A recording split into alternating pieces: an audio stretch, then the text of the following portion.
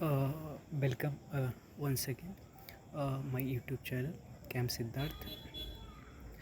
Today I am going to discuss re NEET paper of chemistry जो कि 2026 वाले paper में जो री-नीट हुआ था उसके केमिस्ट्री जो सब्जेक्ट है उसके पेपर का मैं डिस्कशन करूँगा।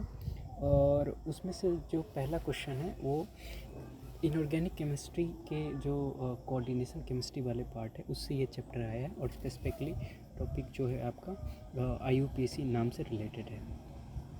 तो देखिए क्वेश्चन क्या रहा है, the formula of tetraammine aqua chlorido cobalt 3 chloride, right.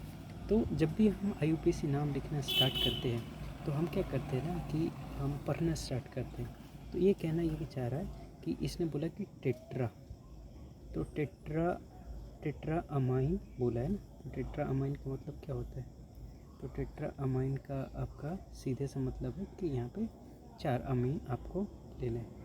तो 4 अमीन की अगर मैं बात करूँ तो ओके वन सेकेंड, हाँ, तो 4 अमीन की बात करें तो हम क्या करेंगे, NH3 और 4 अमाइन बोला है तो 4 अमाइन कर लिए। उसके बाद इसने बोला है कि एक्वा, तो एक्वा का मतलब क्या होता है, आप यहाँ पे H2 रख लो। उसके बाद इसने बोला कि क्लोरिडो, तो क्लोरिडो का मतलब होता है Cl, राइट। और सेंट्रल मेटल एटम यहाँ पे कोबाल्ट है, तो कोबाल्ट अगर मुझे यहाँ पे रखने हैं तो कोबाल्ट होता है कैपिटल C और स्मॉल O होता है, ठीक है। अब हमें क्या करना है ना, ऑक्सीडेशन स्टेट 3rd पे काम करना है कि किसी तरीके से हम ऐसे करें कि ऑक्सीडेशन स्टेट इसका 3 आ जाए। तो अगर मुझे ऑक्सीडेशन स्टेट यहाँ पे 3 करना है तो, और साथ में यहाँ पे क्लोराइड है, तो ऑक्सीडेशन स्टेट 3 करने के लिए यहाँ पे हमें Cl2 लिखना पड़ेगा, ठीक है। अब ये कैसे हुआ, तो हम किसी तरीके से अगर इसका ऑक्सीडेशन स्टेट कैलकुलेट करें और +3 लेके आ गए तो ये सही है और अदरवाइज गलत है, ठीक है। तो चलो हम स्टार्ट करते हैं कि ऑक्सीडेशन स्टेट इसका +3 कैसे आता है, मैं इसको साबित करने जा रहा हूँ, राइट। तो देखो अगर मैं कोबाल्ट के लिए ऑक्सीडेशन स्टेट यहाँ पे कैलकुलेट करूँ तो कोबाल्ट के लिए कैलकुलेट करना तो लेट्स मान लो कोबाल्ट के लिए वही होगा, राइट। अब आपको पता है कि NH3 अमाइन एक न्यूट्रल लिगेंड होता है, तो न्यूट्रल लिगेंड के लिए मैं ऐसे लिख दूँगा 0 × 4, क्योंकि एक अमाइन पे चार्ज 0 होता है और 4 है तो इसलिए 4 लिगेंड है तो 4 से मल्टीप्लाई कर दिया। अब आपको ये भी पता होगा कि एक्वा यानी H2O एक न्यूट्रल लिगेंड है अगेन, तो ये भी 0 × 1 हो जाएगा क्योंकि H2O की मॉलिक्यूल 1 है। और आपको पता होना चाहिए कि जो क्लोरीन होता है उसमें -1 का चार्ज होता है और एक क्लोरीन है, ठीक है। अब क्या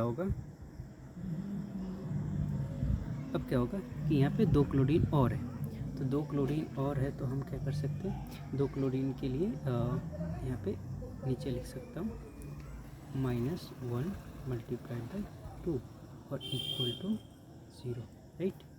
अब देखो ये तो 0 हो गया, ये भी 0 हो गया। अब ये वाली चीज़ जो हो गई आपके पास -1 और नीचे वाली चीज़ -2, जब दोनों को हम ऐड करेंगे तो y = निकल के आएगा +3, राइट। तो आपको ये फॉर्मूला जो मिल जाए वही आपका आंसर है। तो ये वाला फर्स्ट ऑप्शन में आपको दिख रहा है।